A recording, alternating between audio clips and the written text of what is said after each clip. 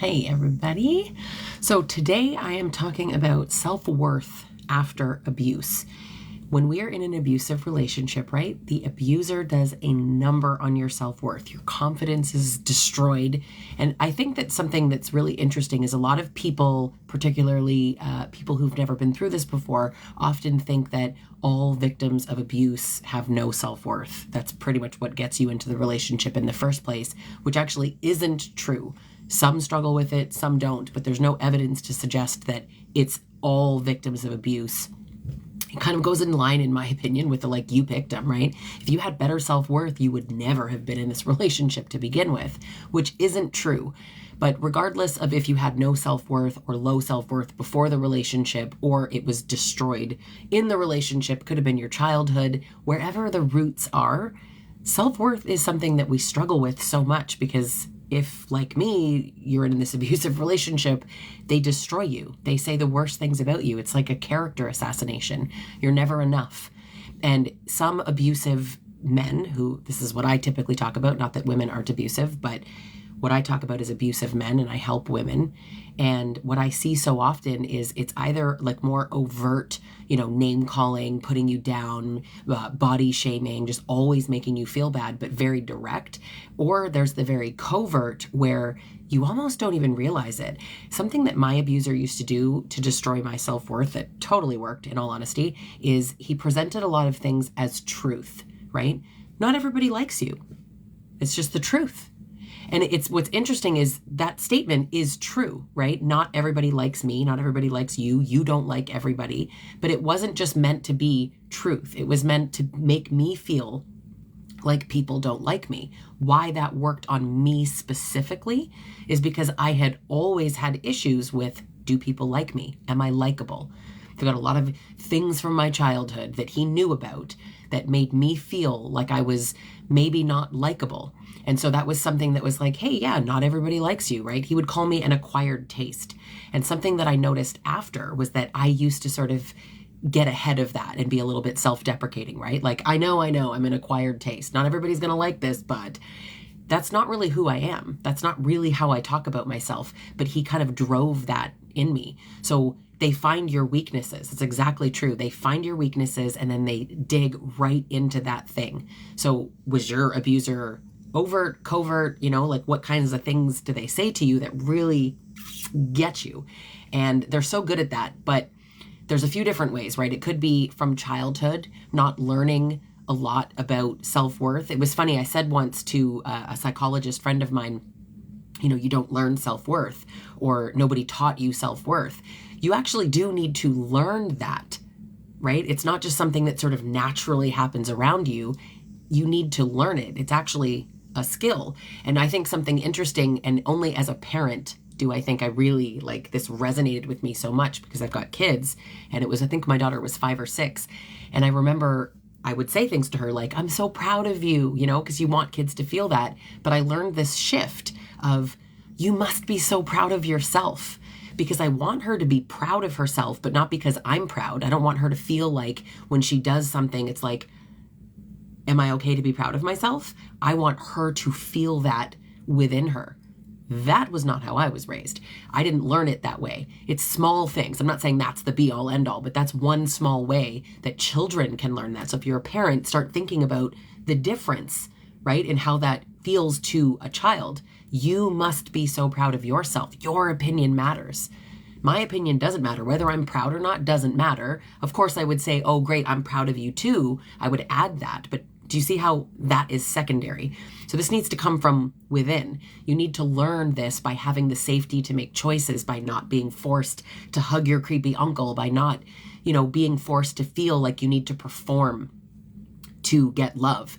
And specific to women, right? You are helpful around the house, and it's like, oh, you're my special little girl. You're so helpful. You're so great. You're so good girl. And then you sort of perform for praise. That's not self-worth. That's not knowing that you are okay, who you are, how you are, as you are. That's learning to be something to get from other people. So this isn't how self-worth is built. So I'd be curious to know how you can reflect on your own childhood and sort of see how you were raised. But when you're in an abusive relationship, you've got the chronic invalidation. Now, this could also be from a parent, right? I talk about abusive relationships in terms of marriage and relationships, but a lot of people's first abuser was one of their parents, right? So chronic invalidation, you express a need and maybe your parent is too busy, or they shoo you away, or you're just dismissed or told that your feelings are ridiculous, especially as a child, right? Because kids, especially for those of us that are parents, kids can be time consuming, right? So maybe they take up a lot of space, but if you just dismiss them, like, what's the message? So if you were raised that way and then you're in a relationship like that, it just mirrors what's comfortable and what's familiar. So your self-worth is not being built. So again, if you had self-worth in the beginning of when you met this awful person, it can be destroyed when you're in it, but you also could have been primed this way prior to. So I'm actually teaching a program starting August 26th it's called Rise and Rebuild. I'm co-hosting it with Dr. Peter Salerno, and we're actually taking people through the 12 steps of how to really rebuild who you are, your identity. Self-worth is part of this. Self-esteem is part of this, and really learning how to live confidently and freely and autonomously after abuse. So you can check that out on the link in my profile. But so we're talking about chronic invalidation, and then I mentioned character assassinations, right? So this is where somebody might just absolutely destroy you. You're too sensitive, you're too dramatic, you're too needy, you're not enough, you're not. So it's this constant, they put up with you. You're lucky. You're so lucky that I put up with you. Mine used to say that all the time. But I think that this really shapes your identity, and the repetition. This is what rewires your brain. So again, if you grew up like this and then you're with someone like this, it feels so true. Doesn't it feel so true? Because everybody feels this way, so it must be true. I can think of this one client in particular who was raised to believe that she was worthless. And so she said, like, it's not my mom and my husband. It's my mom, my husband, my dad, my uncle, my brother, my boyfriend from high school, my boyfriend from college. It's everybody, my friends, everybody. So if everybody's treating me this way, how are you telling me that this isn't true? It is true that I'm not worthy, but really it's a belief and a mindset, because we allow, and I'm very cautious on how I say this, so don't willfully misunderstand this, but we allow people to treat us this way based on a belief. I'm not saying you allow it so it's your fault. I'm saying you allow it because you believe it, because it's been presented to you as truth. Who said it was the truth? Who said that? Even if you say, well, the answer is, then you list off all the people. Do you believe it's the truth? Maybe you do now, but we're not innately born without self-worth. It has to be mirrored and reflected to us and sort of taught. But if it was never taught to you, you just don't know it. If you can learn how to see that in yourself, that you have no self-worth, that you're not worthy, that you're not good enough, then you can learn that you do have it. So I just want to be clear that it is learnable. This is something you can build and embody. Another one is conditional love and conditional approval. And that really kind of speaks to the, like, if you perform, you get love, you get attention. And if you don't, right? Like, depending on our ages, of course, right? I think I'm an elder millennial. I was raised that if I was bad, if I was naughty, you go to your room and you go think about what you did. But what are you doing in that room? Thinking about how you're awful. And your parent is probably calming down and not even thinking about it. And you're up there like, oh, I'm bad, or a phrase that is banned in my house now, which is, what is wrong with you? Because I grew up being asked that. What is wrong with you? And so you think, like, I don't know, something. And I'm too stupid to figure it out. Like, how do you think people internalize that, right? You think, and someone wrote this, Chelsea, if I was anyone else, I'd have, can I read that out loud? I'd have beat you to, by now, you're lucky.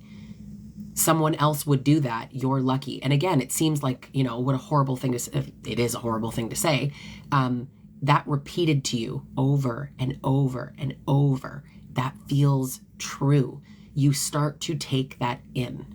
And that makes sense that you would then maybe start to have the belief that you are lucky, or just at least even wonder if you might be. And I think that doubt is even enough sometimes. It's just the doubt. It's not that you need to believe them. You just need to question if it's true or not. And that is enough to get you stuck in this relationship. When we're talking about this sort of conditional love and approval, when it's based on performance, you're used to performing and shifting who you are in order to feel love, in order to feel like you're worthy. So you're like, oh, you like this? Great. And I tell you something with me was, and I noticed this when I was filming a podcast episode with Dr. Carrie McAvoy, we were talking about coercive control, and I realized something really interesting about myself while we were like mid-conversation, which is that I was all about the praise. Mine didn't control me in the way that you might think, but it was, he would praise, like, you're a good girl, you're good, you're not one of those women. And I loved that. I was always like, yes, perfect. You don't wear those low-cut tops. You don't go out with your friends. You're not out gallivanting around like those women. And I was like, I'm so good. And I loved it. So I would perform for that. So instead of him forbidding me to go somewhere, he would just praise me for not going. And I wanted the praise because I was used to it. I didn't even consciously know that. This is like years after that I even made this connection. But if you feel like you are only valuable when you perform or when you please, like, what else do we think is going to happen, right? So self-worth has to exist in this. Otherwise, you keep making the same mistakes. And one thing that's really interesting, I talk to a lot of people about self-trust when I'm working with them in coaching sessions. And a lot of people are like, I don't trust myself. I could never trust myself. I can't pick. I don't want to date again. I don't want to be in these relationships anymore. And I get it because there's this fear that it's going to happen again. And the truth is, many women, in fact, the majority of women who've been in an abusive relationship and do get out, get into another one. Why? Because you're not doing the actual work. You get over that relationship. Sure, you get over that person. And, some people swing too quickly into another relationship, but even the ones who maybe wait and do some amount of therapy or just time and healing, are you doing the work, like the actual internal work on getting yourself to a place where you trust yourself, you value yourself, you can regulate your feelings, you have pretty good boundaries, you can validate yourself. Who thinks like this? Like, people don't talk about what it really takes to get out of an abusive relationship. And when you're in one, you feel stuck, you feel horrible, you get out of it. It's a bit of a roller coaster when you get out, but you feel better fundamentally when you have space from that relationship, and maybe you think you're healed. But the truth is, you need the education and the clarity to get you out of the relationship. This I teach in my Trauma Bond Recovery course. The education and clarity, but then you got to move into step 2, which is all the inward stuff, learning about you, listening to yourself, what got you here from a place of curiosity, not judgment, and then flip into rebuilding who you are and building self-love and like building a life that you love, that doesn't include that person ever again. Those are kind of the 3 steps. And this really what I'm talking about now, self-worth, is in that 3rd step. And it's, a massive 3rd step. So it's kind of its own thing. That's why I'm teaching it in a 12-week group coaching program with Dr. Peter Salerno, Rise and Rebuild. It starts on August 26th because I want people to really have the steps. I used to think that self-worth was unattainable. Like the people who teach this online, they cry into their pillows at night. I don't believe them. I don't believe them at all. And looking back, it's almost funny to me because, okay, fine, I'll start trying to have more self-worth. And I realized I don't want to say that it's easy. Like, don't misunderstand. It's not easy, but it's not as hard as we think when you actually think about how it's a series of small choices that you make every day. Just small choices. And if somebody is mean to you, it's leaving the room. It's speaking up for yourself, because it depends on the context, right? I'm not trying to get you to like go challenge somebody who's abusive and maybe there's like physical violence risk, but it's standing up for yourself. It's just going like, I'm not going to engage in this argument because I don't want to drain my energy. I'm not doing that. So you just be quiet. And it might seem like, oh, you're just taking it, but you're not. If you're leaving the room and you're making a choice to not engage with something, to not have a person in your life, to go no contact with your mom, whatever, this is self-love. This is you demonstrating self-worth. An abuser is really good at isolating you from people that could help you, from people that can show you who you are. We call these the truth tellers, the mirrors in your life, the good mirrors, because an abuser will always sort of mirror your worst qualities back to you and frankly, like create some of them and really get in your head. You want people in your life who are like, yes, you're amazing. Good for you. Like, what's funny is I think back to when I wrote my first book, and it's called the Trauma Bond Recovery Journal. And I showed my friend Kendra. And Kendra was like, my God, like, that's so amazing that you wrote that. And she was the first one to buy my book. She just wrote a book. I bought it first. And she said to me, you're amazing. This book is incredible. You should turn this into a course. And I was like, a course? What? And I thought about it and I thought, I could probably do that, right? I know the content. I get what I need to do here. And it is what inspired me to write the Trauma Bond Recovery course, which then became a group coaching program, the Trauma Bond Recovery Group Coaching Program, which we're starting in September. And I've hosted it many times and it's phenomenal. But all of this is inspired by a woman in my life who mirrored back to me what I knew I could do. I just had a moment of doubt. If I could write a book, I could write a course. I know the topic. I'm an expert in the topic. I know that. So you need to have people in your life that are showing you like, yes, you're amazing. Yeah, you're beautiful. Yes, you're smart.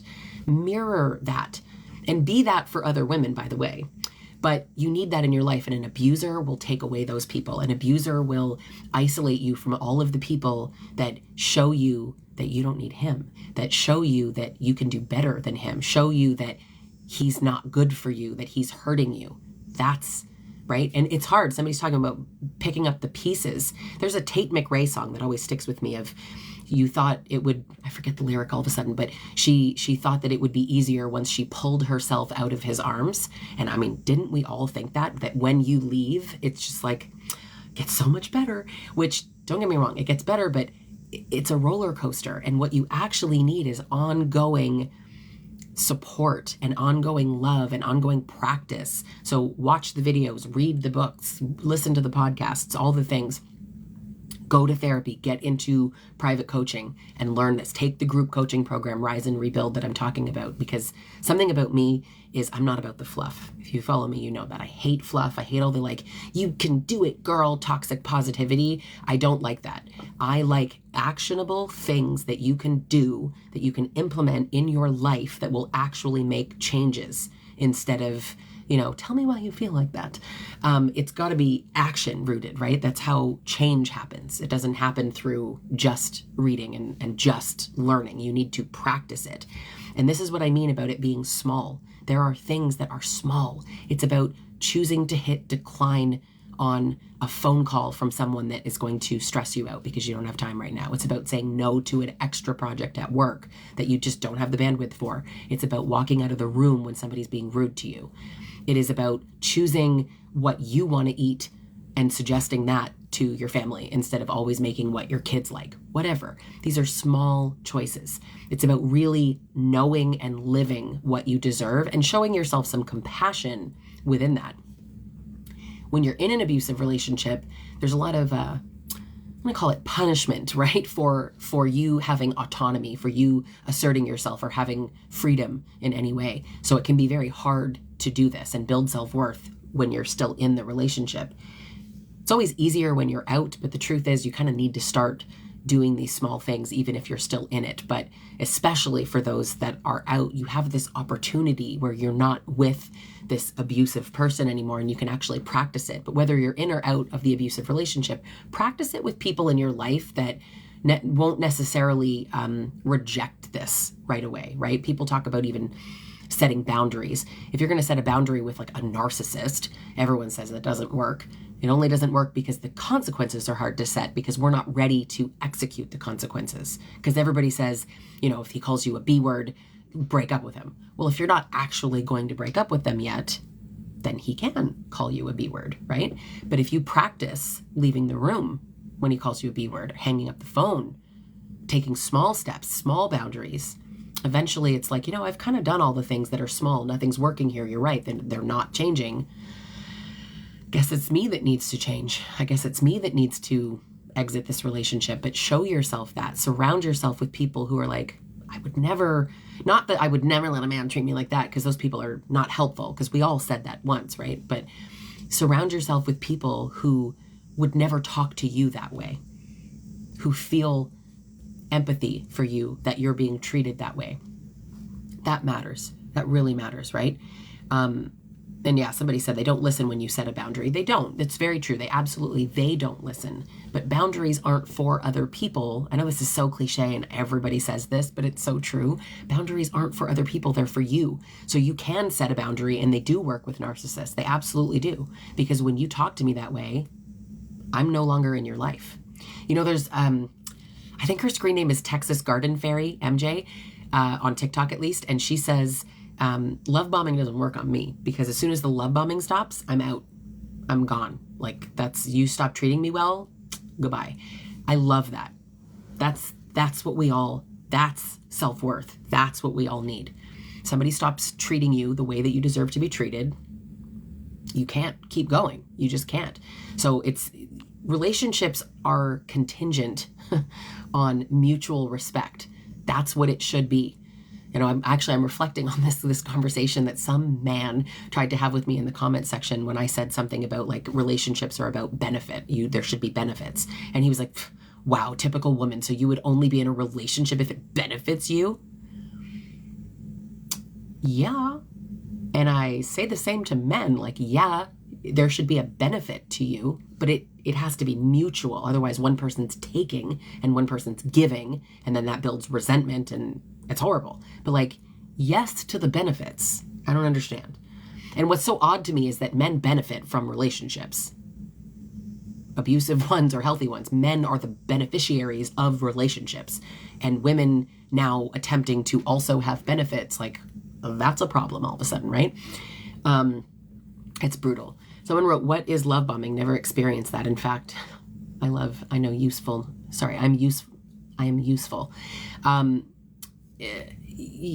Love bombing, I mean, it can show up in different ways. I think a lot of people talk about love bombing in the context of, like, flowers and flashy things and, you know, showering you with love and all these things. That's not always how it happens. Love bombing the phrase bombing, right? It sounds so big. It's when they're nice to you in the beginning. I mean, fundamentally, the phrase love bombing is a pop culture term. It's an idealization stage, and that's very common. But we need to see past that. Like, where's the consistency? That's the self-worth. Because when that's gone, when the kindness is gone and the reciprocity is gone, when they're not wooing you anymore, when they've got you, and then we just stay and we try to get that guy back, we're trying to, like, chase the good version that he showed us instead of accepting that maybe he was a liar. And at the end of the day, I have to tell you, maybe he's a liar, maybe he's a narcissist, maybe he's an a-hole. Do you care? I don't care anymore. I used to care. I used to wonder, you know, like, what is this? Why is this? What is this person doing? What are their motivations? Is it trauma? Is it because his mom was mean? Is it because his dad was mean? Is it because his ex was mean? Is it, you know, blah, blah, blah. Is he insecure? Who cares? Girl, who cares? At the end of the day, if he's not treating you how you feel you deserve to be treated, prove it. Show yourself that you deserve to be treated better. Now, is this easy to say? Yeah. So easy to say after you've done years of therapy and it feels natural. This feels natural to me now. This doesn't feel natural to women who are fresh out of relationships or who've never taken the time to know it, live it, learn it, eat, sleep, breathe it. And this is why I am teaching this in my upcoming group coaching program, Rise and Rebuild, that starts on August 26th. So I really encourage people to check that out. It's a phenomenal program, and I co-host it with Dr. Peter Salerno. We are two incredible experts on breaking trauma bonds, healing from it, and rebuilding yourself after you've been in an abusive relationship. And I totally agree, right? Kat said, I don't think we should care what their excuses are. And I'm like, yes, absolutely true. We don't care. Doesn't matter. Their excuses are irrelevant, because their excuses are meant to make you go, oh, well, maybe that's true. Maybe he's just insecure, right? He's not controlling. He's just jealous. I don't give a shit what your reason is. I don't care, right? And to be fair, I don't buy that. Abusive men often play that I'm just insecure, I'm just jealous, I'm just, so you have to change your behavior to accommodate my unhealthy feeling. No, you need therapy to go figure out why you're jealous and why you're insecure, and don't make that my problem. That's your problem. Now, you can support someone in that and say, do therapy. You can, be more transparent or provide some reassurance, things like that. But it's not like cut off your friends or whatever in order to make this better for him. Because how's that better for you? That's prioritizing him, which maybe you're used to. Maybe you're used to prioritizing other people and prioritizing what they need and what they want and putting yourself last. That's not self-worth. This is what you want to learn. Self-worth is something that is built. It is not just found. It's not a light switch. It's not some magic thing that you just leave the relationship and then you can just turn it on. This is something that you have to live, and you have to give yourself real life examples in practice. And that can look different for everybody, but I think one kind of big way is just like, what do I think about this? What do I think about this? What is happening right now? What is my opinion on this? What are my beliefs? What do I want? What makes me happy? And if you have ever kind of stopped yourself from doing something because of someone else, that's a good sign that you need to work on this. So that's a problem. Now, one thing is a lot of women in particular find themselves in this role of performing for love. And yes, I think there's a lot of roots to that in childhood, and I'm a feminist, so I'm going to say it, but like the patriarchy does this to us where we feel like women have to perform for love. It's why the women get up and do the dishes and the men sit or go play. It's just one example, but that's that performance of like you learn your value by doing, by fixing, by pleasing. And I think that makes your self-worth really fragile, because when you're not performing, then what? So when you stop performing, and even if you can kind of get up yourself to a place where you decide to stop performing, just decide. I don't mean it's that easy that you just decide and then stop, but let's say you make the decision and you try to stop. You think, who am I now? What value do I have to the people around me?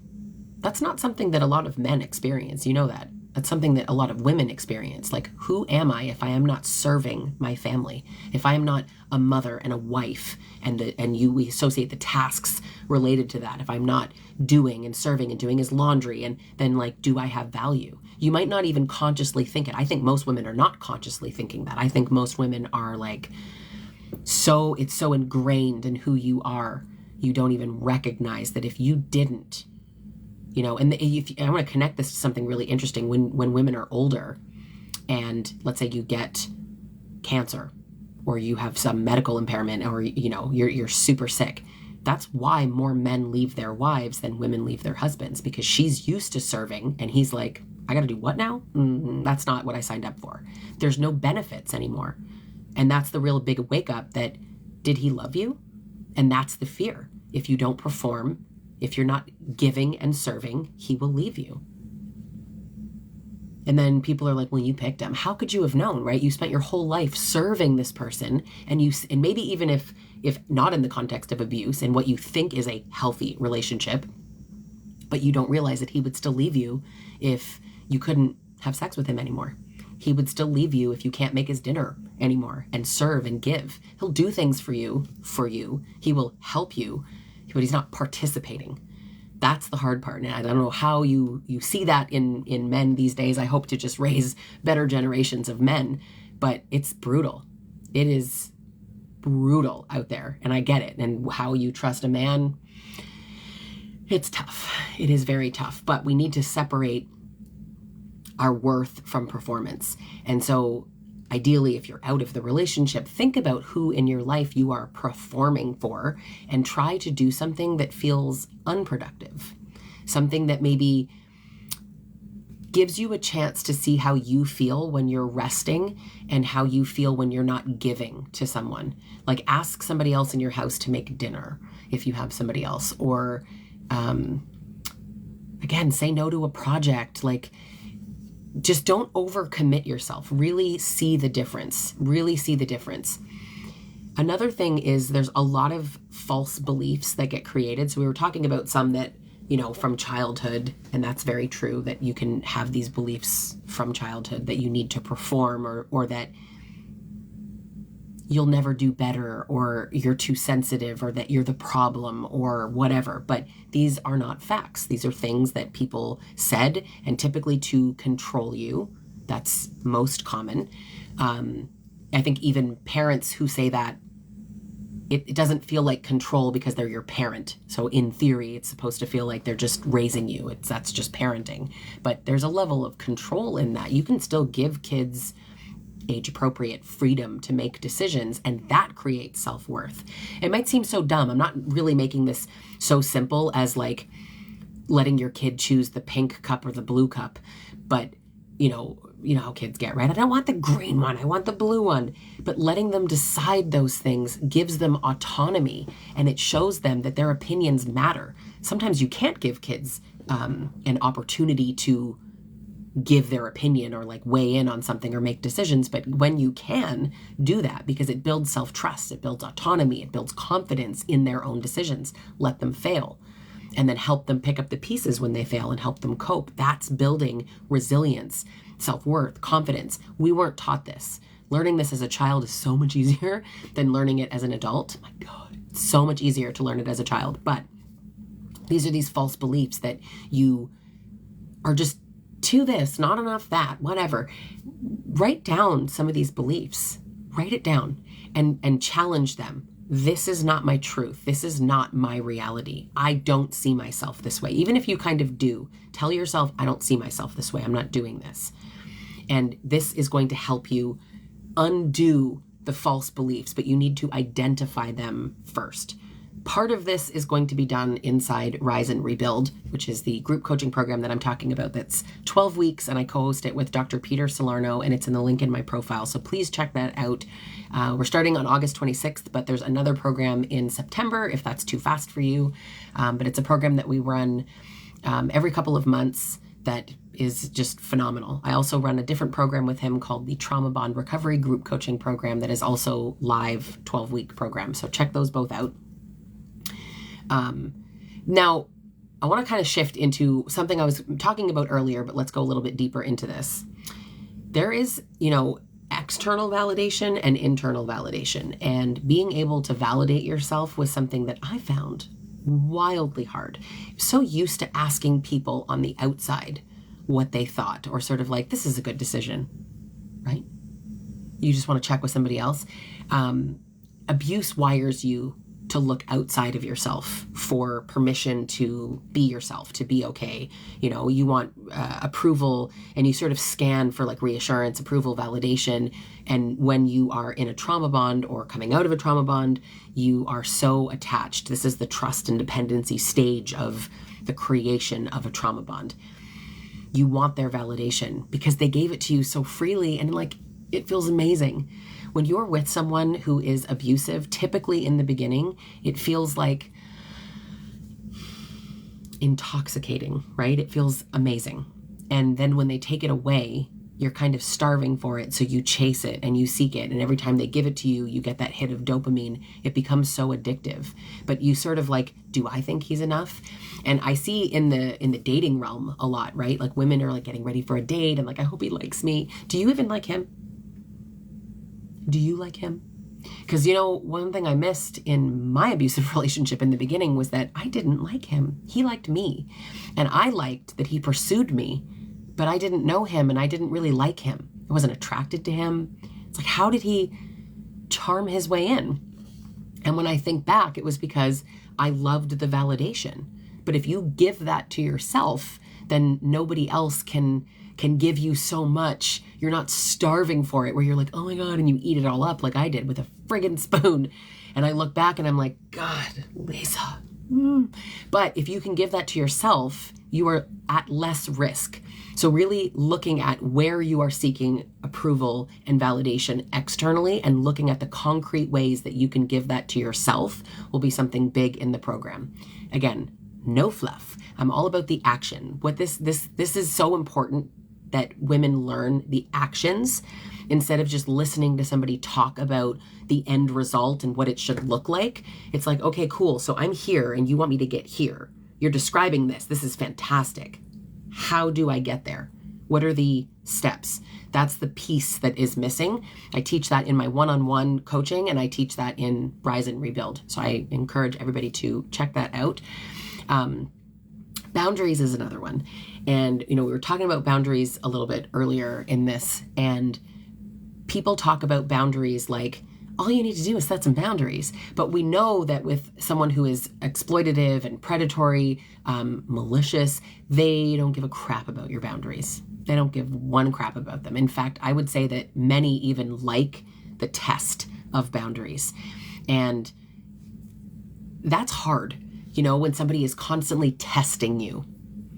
It's infuriating, but it wears you down. And that's the friggin' point, right? They want to wear you down so that every time you try to set a boundary, they make it as hard as possible so that you kind of stop.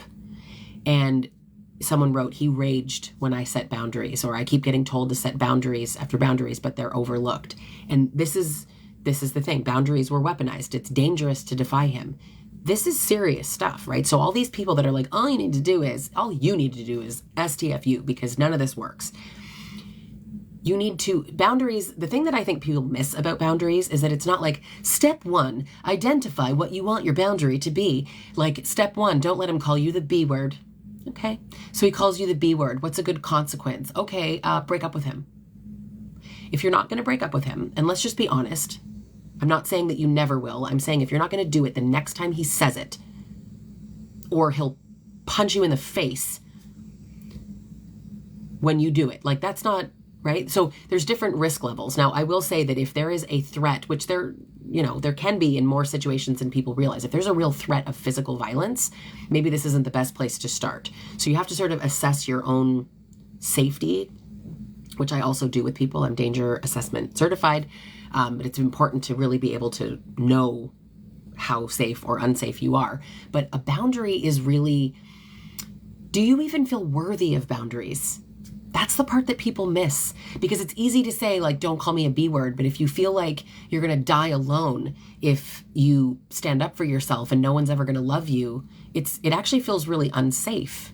Emotionally unsafe. I'm not even talking about the physical safety aspect of trying to assert yourself with somebody who's abusive. But if you don't feel like you really deserve it, then you're not going to set boundaries. That doesn't even make sense. And that's the part that all these quick videos online don't teach, is that you can't. So for those that are saying it doesn't work, it works, but you have to first believe that you deserve this. And that is what will be the catalyst to making sure that you know that the consequences are something that you can actually execute. What doesn't work is that you can't call me a B word and then nothing bad happens to him. There's no consequence that you can enforce, because leaving the room just means he's going to call you a B word tomorrow, or louder through the door. Or blow up your phone, or stalk you, or punch you in the face. So let's not be flippant about this. This is really difficult. I'm not people pretend that, there's these easy steps. You have to take a step back. What about boundaries isn't working? It's the consequences. And if you are not confident enough and have enough self-worth and self-love to enforce the consequences, you won't. And then, yes, you're dead wrong. He can call you a B word. He most certainly can. Because I would say to mine, don't talk to me that way. Or what? I mean, he didn't say that to my face, right? He would laugh, but or what? What are you going to do? What are you going to do? And honestly, back then, I would have said, I will leave. I wasn't leaving. I wasn't going anywhere. I was not going anywhere. And so many people aren't either. I would like you to learn that. And you can learn it while you are still in the relationship. Please know that. It is much harder, but you can learn it while you're in the relationship. Don't think you have to be out to learn this. But if you are out, it makes it a bit easier. It's still hard. But to me, I say this a lot, healing is only hard when you don't know how. I'm quoting Lundy Bancroft there. But healing is only hard when you don't know how. If you have the steps, if you have a person in your life, a therapist, a coach, you can work with me, who teaches you the actionable steps on how to change how you feel. If you can build self-love, self-worth, be compassionate towards yourself, learn what your false beliefs are, learn how to reframe, rewire, calm your nervous system, build emotional regulation skills. It's a lot. It's a lot. But you can learn it. This is teachable. This is learnable. And I want you to know that. Now, confidence and self-worth are very connected. Last year, I hosted a live event in, where were we? Florida, called Strong and Unstoppable, and we talked a lot about confidence and power. It was incredible. I have another program at the end of this year in October called Unbreakable and Irreplaceable in San Diego, and we're teaching all the things that you need to literally shatter the last of a trauma bond and rebuild yourself in person. San Diego, October 24th to 26th, called Unbreakable and Irreplaceable. But I'm also hosting a online program on August 26th with Dr. Peter Salerno called Rise and Rebuild. So this is all geared towards loving yourself. And in fact, I haven't said this yet, but this book, Rebuilding After a Trauma Bond, a self-love journal, this is the book that I wrote maybe 2 years after I got out of my relationship. And it is a journal. So a lot of blank spaces, but it's journal prompts. So especially good for people who maybe don't love journaling, even people who are sort of like, I don't know what to write. It just gives you prompts. It's 12 weeks, so it's 60 questions, and it takes you through. You can get this on Amazon in the link in my bio, or just look it up. It's available everywhere. And it takes you through the same 12 steps that are in Rise and Rebuild, but Rise and Rebuild rather than a journal. Although this journal is included in Rise and Rebuild, it teaches you the actionable steps, and you have the benefit of 2 professionals, myself, who's a certified coach, 4-time author, international speaker, and then Dr. Peter Salerno, who's a retired psychotherapist, who's an expert in trauma bonds and cognitive dissonance and rebuilding, just breaking free from these pathological people. Really understanding the damage that gets done when you're in these relationships is amazing to help you get free of these relationships, which is really the point. So another piece is really watching how you speak to yourself, because I know for me, and like I have wanted to make a video on this, but I actually find it challenging to like get it right, or maybe I'm just being hard on myself, but the way that we speak to ourselves. I used to speak to myself in a way where I would look at myself in the mirror when I was with him, and I would have tears in my eyes, and I would be like, you stupid woman, you are stupid. What is wrong with you? You are so stupid. Why are you with him? Oh my God, you're so stupid. Why? Why are you doing this to yourself? Leave him, just leave him. You idiot. You're so stupid. Don't do that. Don't do that. It didn't work, by the way.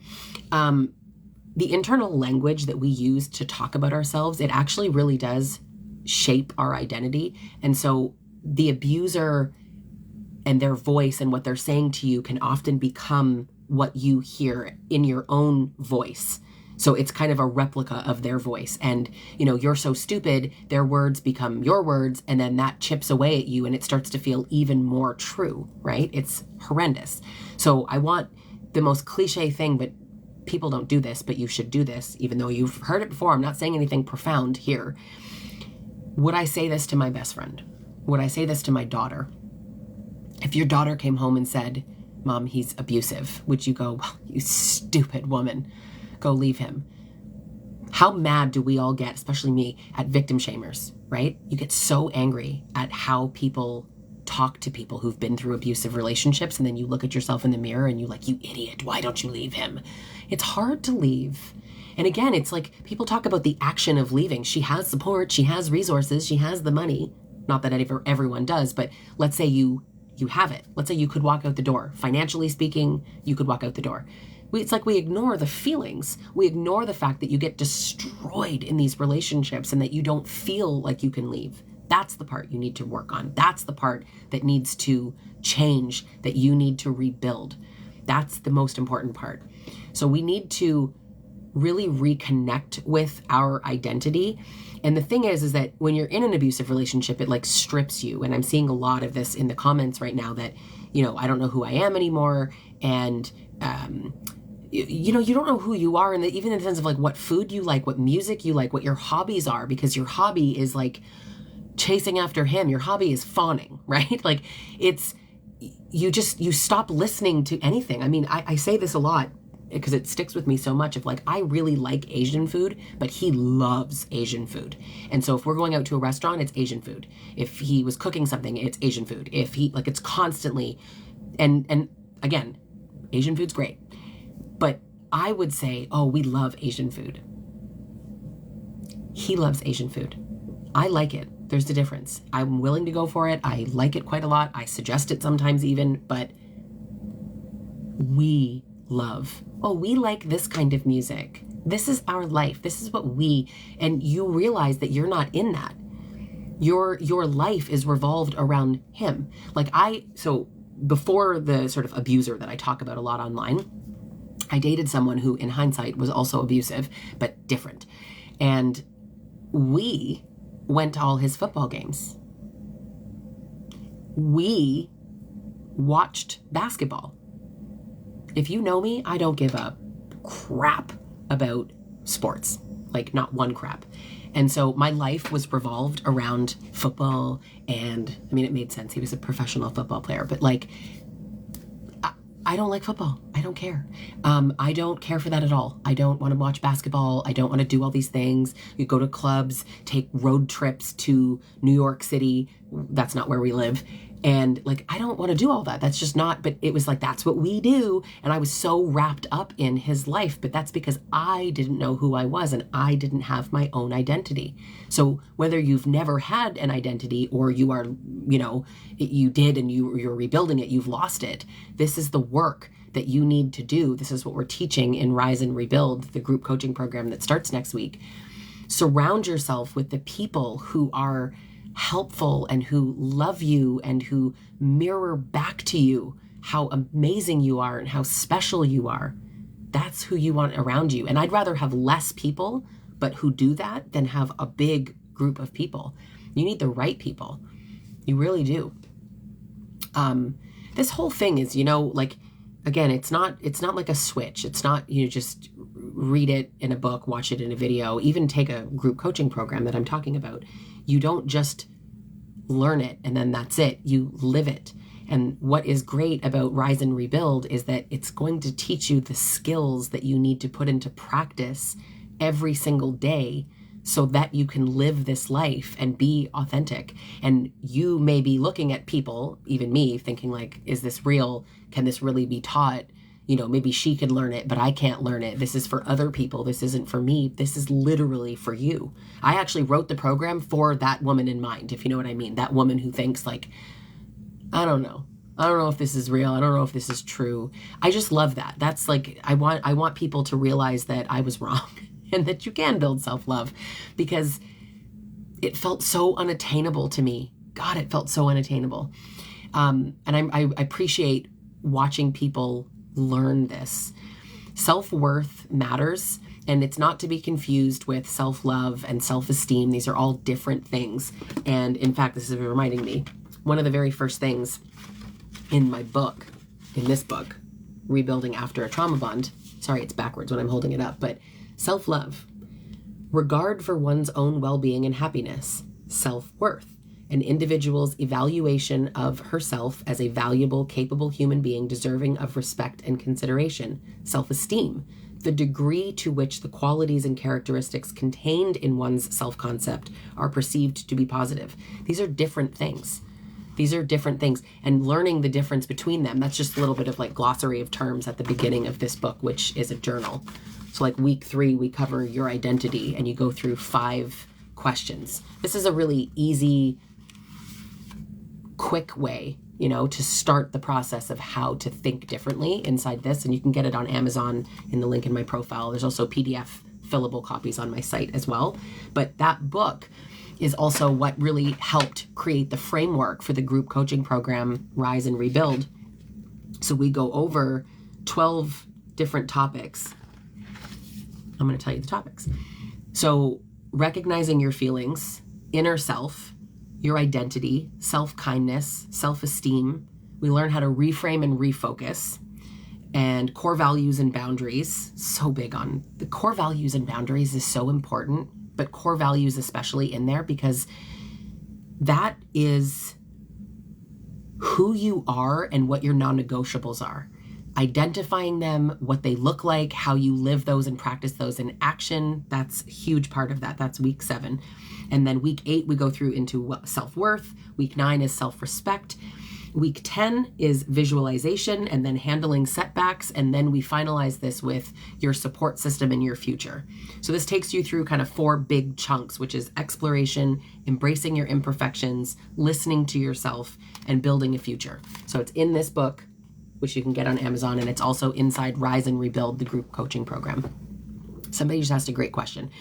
Can you talk a little bit about why we keep moving the goalposts ourselves on when to leave? There's a variety of reasons. And I think, fear could be a huge part of this, the fear of what it means to leave, right? Leaving is such a big action. I mean, and I suppose it depends on people's personal situations, but children, family, money, religion, like a million things, being alone, your self-worth, all these things. The action of leaving is huge.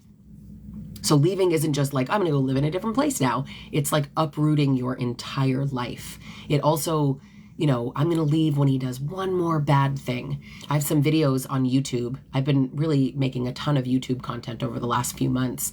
So some longer form videos, sort of 8 to 12 minutes, not crazy long. But this is one of the topics that I've talked about, is that fear of being alone. When we move that goalpost, maybe we're waiting for the one more thing that he does, right? Like, it's not bad enough right now. He's been kind of nice lately, even though he's been awful in the past, and you're worried that it's going to go back, but you're still maybe feeling that hope. But a trauma bond, right, which is really the primary thing that I talk about, this rebuilding, is helping women rebuild who are in or have experienced a trauma bond. But that feels very challenging to leave. Trauma bonds are very resistant to change. So it feels like leaving someone you love, right? If you're trauma bonded. And somebody wrote, why do I feel guilty about it? Well, because you probably feel responsible for him. But again, if you're in that caretaker role, if that's the toxic role that you've been forced into, that you perform, you please, you take care of, then who's going to take care of him? And even though you're F him, perhaps, it's but I also love him and I also care. I can't be mean. I can't just leave. It doesn't feel right. It feels, the guilt is debilitating in some cases, but I encourage you to sort of think about and look up false guilt, which I'm just reaching for another book of mine, Surviving to Thriving. We talk about a lot of the things that keep us stuck in these relationships. And this is a workbook. It's not just a journal, but a workbook. And you go through it and do all the exercises here, but it covers the 6 biggest reasons that people struggle to leave. And guilt is a big one. Letting go of potential, resolving cognitive dissonance, overcoming fear, beating the guilt, mastering boundaries, and improving self-worth. These are the 6 biggest reasons. So this is called Surviving to Thriving, a 6-step blueprint. So you can get that on Amazon as well. But false guilt. It's not guilt. It feels like guilt, but it's false guilt. I want you to put that into your everything, into your being, so you do not say that to yourself, like, oh, I feel so guilty. You feel false guilt, because guilt is when you're doing something wrong, and leaving someone who hurts you is not doing something wrong. Somebody else wrote, kids and that I don't have money or support is what keeps me stuck. And that's a reality for a lot of people. So, that could be why you move the goalposts. But I think the person who asked that question meant more of the emotional reasons, because the financial ones are very concrete. If you don't have the money to leave, where are you going to go? And people will say, oh, shelter, but it's not always easy and it's not always possible. The guilt is just crazy, and the sunk cost fallacy is even more so. I remember saying, and I'm actually talking about the football player that I dated, I remember saying to my friend, I haven't talked to her in a long time, her name is Martha. She was like, I don't understand. Girl, how long is this? It's been 4 years, how much longer are you going to let this go on? And I'm like, yeah, I've invested 4 years. I'm just going to walk away after I've put in 4 years to this. I can't give up. I stayed for 5. And in hindsight, it's actually like throwing money after a bad investment. You're sitting at a gambling table, right? And you're like, I know I'm down 100K, but if I put another $20 bet down, maybe then. And when do you cut your losses? Self-worth is what's going to help you know, that it is what it is. It's just money, People talk about how much money it costs to divorce, how much money it costs to fight for your kids, or how much money you lose in splitting assets and whatever. That is all worth it. because you get your freedom back. You have to look at it as like the cost of your freedom, which is hard. Sometimes we're talking about a lot of damn money, but it has to happen sometimes. You can't stay in these relationships. And if you had self-worth, you would leave. That's not the reason. I'm not saying if you just need self-worth. I'm saying that that is a huge part of it. So if you start to build that, if you start to invest in yourself emotionally, and you start to watch more content on this instead of the content of like, here's why narcissists do blank. Watch the content that's like not catchy. Watch the content that's talking about self-worth and confidence and resilience and being kind to yourself and loving yourself, and listen to the people that are explaining it in action. This is why I am so adamant to not just say like, you can do it and you need self-worth. How? I talk about how you do it. I talk about the action. I talk about the small things that you can do every day that you can put into practice, that you will start to feel noticeable differences so that you can actually say, this is working. And if it isn't working, you know what's not working, and then you can go back to the drawing board and keep going, because we're all humans, we're all different people, but you can build all of this. So I encourage you to either work with me one-on-one. I have anything from individual sessions to packages, and in my group coaching program, Rise and Rebuild, because this is where the work is getting done. Working on myself and rediscovering me is helping build myself back up. And that's absolutely like, I'm so happy. I'm so happy to hear that. You know, somebody else where I've been conditioned to put his wants before mine, of course. And that is exactly why they benefit from these relationships and we don't benefit from these relationships, and you deserve to have a benefit. My relationship that I'm in now is all about mutual benefits. And I would say that neither of us benefits more than the other. We help each other. We lift each other up. We, you know, on a hard day, like he does all the laundry and all the dishes. Lucky me. On a hard day, if he's blue collar, he comes home at like 9 o'clock at night sometimes, the laundry's done. The dishes are done. You know, I don't just leave it for him, and vice versa. On a day where something that I'm supposed to do, he'll do it. He makes the kids lunches sometimes. That's usually what I do. They're my kids, but he helps, he participates, he's a partner. We both benefit. That's what healthy looks like. But if you've never seen healthy, how would you know, right? I mean, mine would constantly be like, this is how men are. This is what it is. This is relationships. Everybody's like this. They're not. This was abuse. I would say less than 25% of people are experiencing what I was experiencing and what any of us are, but it's too many. And so building this self-worth, building a true sense of love for yourself and knowing what that looks like and how you can show up for yourself every single day is going to be the catalyst of change for you. So please join Rise and Rebuild. I would love to have you there. We start on August 26th. The next one isn't until late September. So please join it while you can. And I would love to have you there to help you learn this and work with Dr. Peter Salerno and I to really just change your life and change your circumstances, change how you feel about yourself. So join us. And thank you so much. And I go live and on an inconsistent schedule, but I go live every so often. I always post it and schedule it in advance. So check back and please, follow me on YouTube and Instagram and TikTok and all the things, because I have different content everywhere. Rise and Rebuild is in the link in my profile.